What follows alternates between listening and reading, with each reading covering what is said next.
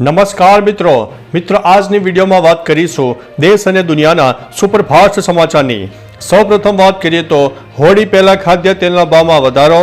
સિંગ તેલના ડબ્બામાં ₹50 તેમજ કપાસિયાના ડબ્બામાં ₹60નો વધારો થયો છે। કપાસિયાના ડબ્બાનો નવો ભાવ ₹1590 અને સિંગ તેલના ડબ્બાનો ભાવ ₹2720 પર પહોંચ્યો છે। સિંગ તેલના ભાવમાં આવનારા દિવસોમાં પણ ધીમી ગતિએ વધારો થવાના એંધાણ છે। હોળીના તહેવાર પહેલા જ ભાવ વધારા પર અંકુશ રાખવામાં તંત્ર નિષ્ફળ નીવડ્યું હોય તેમ લાગી રહ્યું છે। ભાવ વધારાને કારણે મહિલાઓના બજેટ ઉપર પણ માઠી અસર જોવા મળી છે। અન્ય મહત્વના સમાચારની વાત કરીએ તો અમદાવાદમાં આગ લાગતા 42 વાહનો બળીને ખાખ થઈ ગયા છે। અમદાવાદમાં ફતેવાડી વિસ્તારમાં મસ્તાન મસ્જિદ પાસે આવેલા મેટ્રો મેન્શન ફ્લેટના પાર્કિંગમાં આગની ઘટના બની હતી। આગ લાગતા જ રહીશો જીવ બચાવવા માટે ધાબે ચડી ગયા હતા। આગને પગલે ફાયર બ્રિગેડના જવાનોએ 200 જેટલા લોકોને સહી સલામત ધાબેથી રેસ્ક્યુ કર્યા હતા। જો કે આગમાં 39 જેટલા ટુ વ્હીલર અને 3 રિક્ષા બળીને ખાખ થઈ ગયા છે। આગને કારણે અફરાતફરી પણ મચી ગઈ છે। અન્ય મહત્વના સમાચારની વાત કરીએ તો અમને માત્ર ભારત જ બચાવી શકશે તેવું નેપાળી સૈનિકોએ જણાવ્યું છે। રશિયામાં ચાલી રહેલા યુદ્ધ વચ્ચે ફસાયેલા 4 નેપાળી સૈનિકોએ એક વિડીયો વાયરલ કરીને પીએમ મોદીને બચાવવા માટે અપીલ કરી છે। સૈનિકોએ જણાવ્યું છે કે નેપાળની સરકાર અમને બચાવવા કોઈ કદમ ઉઠાવી રહી નથી, માત્ર ભારત અમને બચાવી શકશે। 20 સૈનિકો મૃત્યુ પામ્યા છે જ્યારે 100 ગુમ થઈ ગયા છે। વિડીયોમાં સંજય, રામ, સંતોષ અને શ્રેષ્ઠ કુમારના નામના 2 સૈનિકો જીવ બચાવવા અપીલ કરી રહ્યા છે। અન્ય મહત્વના સમાચારની વાત કરીએ તો અમિતાભ બચ્ચન હોસ્પિટલમાં દાખલ। બોલિવૂડના મહાનાયક અમિતાભ બચ્ચનની આજે એન્જિયોપ્લાસ્ટી સર્જરી કરવામાં આવી છે। અમિતાભને આજે સવારે 6 વાગ્યે કોકિલાબેન હોસ્પિટલમાં દાખલ કરવામાં આવ્યા હતા। 81 વર્ષીય અમિતાભ બચ્ચન ફિલ્મોના શૂટિંગ દરમિયાન ઘણી વખત ઘાયલ થયા છે। KBC 14 દરમિયાન પણ તેમના પગની નસ કપાઈ ગઈ હતી। 2012માં અમિતાભના ચેપગ્રસ્ત લીવરમાંથી 75% ભાગ સર્જરી કરાઈ હતી। ઠગ્સ ઓફ હિન્દુસ્તાન દરમિયાન તેમણે ખભામાં ઈજા પણ થઈ હતી। અન્ય મહત્વના સમાચારની વાત કરીએ તો જૂની પેન્શન યોજનાની માંગ સાથે કર્મચારીઓનો વિરોધ। લોકસભાની ચૂંટણી નજીક આવી રહી છે ત્યારે સરકારી કર્મચારીઓ પોતાની માંગણીને લઈને આજે ગાંધીનગરમાં ધામા નાખ્યા હતા। જૂની પેન્શન યોજનાની માંગ સાથે સરકારી કર્મચારીઓએ ગાંધીનગરમાં વિરોધ આંદોલન પણ કર્યા હતા। આંદોલનકારી અને કર્મચારીઓ સચિવાલયના ગેટ પર પહોંચતા જ સચિવાલય દ્વારા પ્રવેશવા માટેનો ગેટ નંબર 1 બંધ કરી દેવામાં આવ્યો હતો। અન્ય મહત્વના સમાચારની વાત કરીએ તો ચૂંટણી આવે છે એટલે ₹2 સસ્તું કર્યું છે પેટ્રોલ અને ડીઝલ। ગઈકાલે સરકારે પેટ્રોલ અને ડીઝલના ભાવમાં પ્રતિ લીટર ₹2નો ઘટાડો કર્યો હતો। આ ઘટાડાને લઈને શિવસેના સાંસદ સંજય રાઉતે કહ્યું છે કે ₹2માં આ શું છે? ચૂંટણી આવે છે આથી સરકારે ₹2નો ભાવ ઘટાડ્યો। આ પહેલા લાખો કરોડો રૂપિયા જનતા પાસેથી વસૂલ્યા છે તેનું શું? મનમોહન સિંહની સરકારમાં ગેસ સિલિન્ડર ₹400નો હતો તે હવે ₹1100 થયો છે। અન્ય મહત્વના સમાચારની વાત કરીએ તો પેટીએમ આટલી બેંકો સાથે હાથ મિલાવ્યો છે।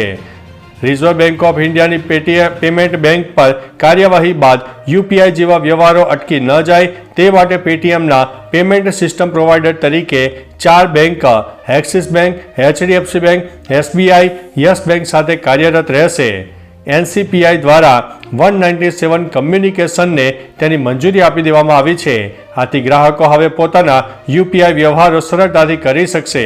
ગ્રાહકો અને વેપારીઓ પોતાના એકાઉન્ટ અન્ય બેંકોમાં ટ્રાન્સફર કરીને વ્યવહાર ચાલુ રાખી શકે છે। અન્ય મહત્વના સમાચારની વાત કરીએ તો રાજ્યમાં ધોરણ 10ની બોર્ડની પરીક્ષા ચાલુ છે। આજે ધોરણ 10ના વિદ્યાર્થીઓએ શાંતિપૂર્ણ માહોલમાં પરીક્ષા આપી હતી। આજે સામાજિક વિજ્ઞાનનું પેપર હતું જે શાંતિપૂર્ણ માહોલમાં પત્યું છે। વિદ્યાર્થીઓ મુજબ પેપર સહેલું હતું પણ કેટલાક સવાલો વિધાન થકી પૂછવામાં આવ્યા હતા। વિદ્યાર્થીઓને પેપર લખવામાં સમય ખૂટ્યો હતો। જો કે કેટલાક વિદ્યાર્થીઓએ સારા માર્કે પાસ થવાના પણ દાવા કર્યા છે। અન્ય મહત્વના સમાચારની વાત કરીએ તો આવતીકાલે 3 વાગ્યે કેન્દ્રીય ચૂંટણી પંચે પત્રકાર પરિષદ યોજવાની જાહેરાત કરી છે। લોકસભાની ચૂંટણી જાહેરાત થવાની પ્રબળ શક્યતા છે। તેની સાથે સાથે કેટલાક રાજ્યોની વિધાનસભાની ચૂંટણી પર જાહેરાત થઈ શકે છે। લોકસભાની ચૂંટણીની તૈયારીઓને લઈને આજે બેઠક પણ યોજાઈ હતી જે 45 મિનિટ સુધી ચાલી હતી। 2019માં લોકસભાની ચૂંટણી 10 માર્ચ 2019ના રોજ જાહેર થઈ હતી। અન્ય મહત્વના સમાચારની વાત કરીએ તો સચિવાલયમાં વધુ 2 હેલીપેડ બની રહ્યા છે. ગુજરાત વિધાનસભાની પાછળના ભાગે નવા 2 હેલીપેડ બનાવવાનું કામ રાજ્ય સરકારે શરૂ કર્યું છે. હાલ 3 હેલીપેડ કાર્યરત છે, જ્યારે 2 નવા મળીને આગામી સમયમાં સચિવાલયમાં કુલ 5 હેલીપેડ સક્રિય રહેશે. સૂત્રો મુજબ અગાઉ જે એક હેલીપેડ બનાવ્યું હતું તે મેટ્રો રૂટની નજીક પડી રહ્યું છે, જેને કારણે તેને બંધ કરવાનો નિર્ણય લેવાયો છે. આ સિવાય ગાંધીનગર શહેરમાં બીજી અલગ અલગ જગ્યાઓ ઉપર પણ હેલીપેડ જોવા મળે છે. અન્ય મહત્વના સમાચારની વાત કરીએ તો બાળકીની શ્વાસનળીમાં ફસાયો છે કચુકો. સુરતમાં 8 વર્ષની એક બાળકી કચુકો ગળી ગઈ હતી. આ કચુકો એટલે કે આંબળીનો ઠળિયો બાળકીના શ્વાસનળીમાં ફસાઈ જતા તેને શ્વાસ લેવામાં તકલીફ પડી હતી. શ્વાસનળીમાં 20 દિવસ સુધી કચુકો ફસાતા અંદર ફૂલીને મોટો થઈ ગયો હતો. અંતે તેની સુરત સિવિલ હોસ્પિટલમાં સર્જરી કરવામાં આવી હતી. આંબલીનો ટુકડો અંદર ફૂલી જતા તેના ટુકડા કરીને બહાર કાઢવામાં આવ્યો હતો. અન્ય મહત્વના સમાચારની વાત કરીએ તો CAA કાયદા પર પાકિસ્તાનની શું છે પ્રતિક્રિયા? દેશમાં લાગેલા CAA કાયદાને લઈને પાકિસ્તાને પ્રથમ પ્રતિક્રિયા આપી છે. પાકિસ્તાને તેને ભેદભાવપૂર્ણ ગણાવ્યું છે.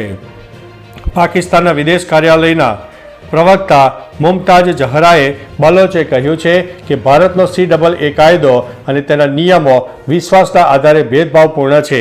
તે ખોટી માન્યતાઓ પર આધારિત છે. પાડોશી દેશમાં લઘુમતીઓ પર અત્યાચાર થઈ રહ્યો છે અને ભારત તેમના માટે સલામત સ્થળ છે તેવું ખોટી રીતે સાબિત કરવા માગે છે. અન્ય મહત્વના સમાચારની વાત કરીએ તો આજે રાજ્યના પાટનગરમાં સરકારી કર્મચારીઓ પોતાની જૂની માગણીઓને લઈને ધામા નાખ્યા હતા. ઘણા સમયથી ચાલી આવતી માગણીઓ ન સંતોષાતા આજે ફરીથી ગાંધીનગરમાં સરકારી કર્મીઓ મેદાનમાં ઉતર્યા છે. જો કે કર્મીઓ વિધાનસભા તરફ કૂચ કરે તે પહેલાં જ ટીંગાટોળી કરીને ઊંચક્યા હતા. મહિલા કર્મચારીઓ અને પોલીસ મહિલાઓ આમને સામને આવી ગયા હતા.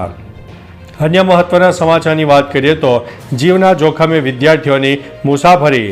સોશિયલ મીડિયામાં ભાવનગર તળાજા હાઈવે પરની જોખમી સવારીનો વિડીયો વાયરલ થયો છે, જેમાં વિદ્યાર્થીનીઓ જીવના જોખમે છકડામાં સવારી કરીને સ્કૂલે જતી દેખાઈ રહી છે. રાજ્યભરમાં બોર્ડની પરીક્ષાઓ ચાલી રહી છે. વાયરલ વિડીયોમાં દેખાય છે કે અભ્યાસ માટે પોતાનો જીવ જોખમમાં મૂકીને વિદ્યાર્થીનીઓ અભ્યાસને મહત્વ આપી રહી છે. સરકાર એક તરફ નારી સંરક્ષણની વાતો કરી રહી છે તો આ દીકરીઓ માટે શું કંઈ સુવિધા ન હોય? અન્ય મહત્વના સમાચારની વાત કરીએ તો 18 માર્ચથી ટેકાના ભાવે ખરીદી શરૂ થશે. 18 માર્ચથી 90 દિવસ સુધી રાજ્યમાં રાયડો, ચણા અને તુવેરની ટેકાના ભાવે ખરીદી કરાશે. 15 જૂન સુધી ચાલનારી ખરીદીનો લાભ આશરે 3.20 લાખ ખેડૂતોને મળશે. કૃષિમંત્રી રાઘવજી પટેલે જણાવ્યું છે કે આ માટે સંપૂર્ણ આયોજન થઈ ગયું છે. 2,45,710 મેટ્રિક ટન તુવેર, જેની કિંમત આશરે 1,734 કરોડ રૂપિયા, 3,24,530 મેટ્રિક ટન ચણા આશરે 1,765 કરોડ રૂપિયા, 1,50,905 મેટ્રિક ટન રાયડાના 853 કરોડ રૂપિયા ખરીદી સરકાર કરશે. અન્ય મહત્વના સમાચારની વાત કરીએ તો કેજરીવાલે ગુજરાતમાં ચૂંટણી અભિયાનનો શુભારંભ કરાવ્યો છે. દિલ્હીના CM અરવિંદ કેજરીવાલ અને ભગવંત માન આજે ગુજરાતના પ્રવાસે છે. લોકસભાની ચૂંટણીને ધ્યાનમાં રાખતે આજે વડોદરામાંથી અરવિંદ કેજરીવાલે ચૂંટણી અભિયાનનો શુભારંભ કરાવ્યો છે. વડોદરા એરપોર્ટ પર પહોંચતા આપના કાર્યકરો દ્વારા તેમનું સ્વાગત કરાયું હતું. અહીં કેજરીવાલે ભાજપ પર પ્રહાર કરતા જણાવ્યું છે કે ગુજરાતની જનતાને ભાજપને લોકસભાની તમામ બેઠકો આપી પણ ભાજપે જનતાને ગુલામ બનાવી દીધી છે. અન્ય મહત્વના સમાચારની વાત કરીએ તો કેજરીવાલે કહ્યું છે આ પાકિસ્તાનીઓમાં આટલી હિંમત. દિલ્હીમાં હિન્દુ શરણાર્થીઓના પ્રદર્શન પર CM કેજરીવાલે પ્રતિક્રિયા આપી છે.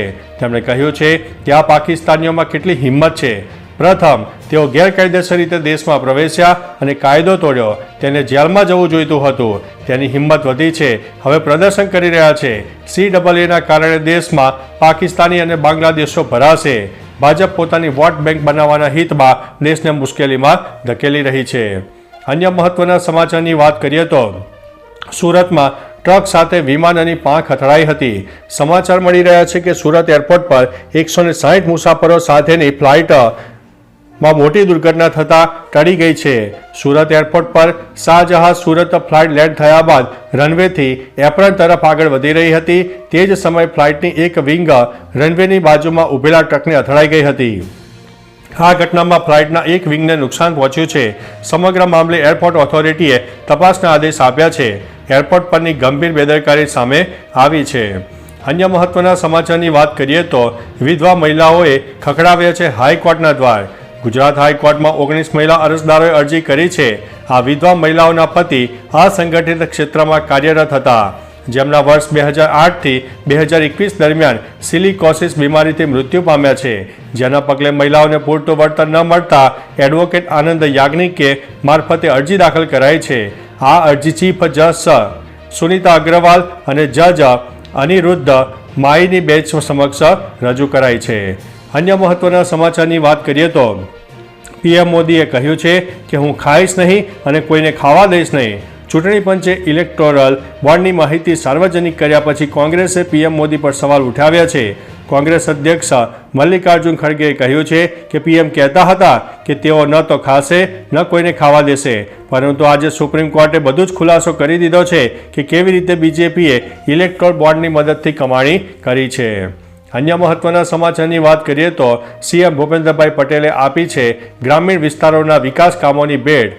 મુખ્યમંત્રી ભૂપેન્દ્રભાઈ પટેલે ગ્રામીણ વિસ્તારોના વિકાસ માટે રોડ નેટવર્કને વધુ સુદૃઢ કરવાનો નિર્ણય કર્યો છે, જેના માટે સીએમએ 3842 કરોડ રૂપિયાના કામોને મંજૂરી આપી છે, જે અંતર્ગત ગ્રામ પંચાયતના 7453 કિલોમીટરના ગ્રામ્ય આંતરિક માર્ગોમાં સુધારો કરાશે. તેમજ સરહદી ગામો, બોર્ડર વિલેજ અને પરાઓ તથા આદિજાતિ વિસ્તારોના રસ્તાઓને જોડવામાં આવશે. તો ચાલો મિત્રો, ફરીથી દેશ અને દુનિયાના સુપરફાસ્ટ સમાચાર લઈને મળતા રહીશો. ત્યાં સુધી અમને રજા આપશો. નમસ્તે.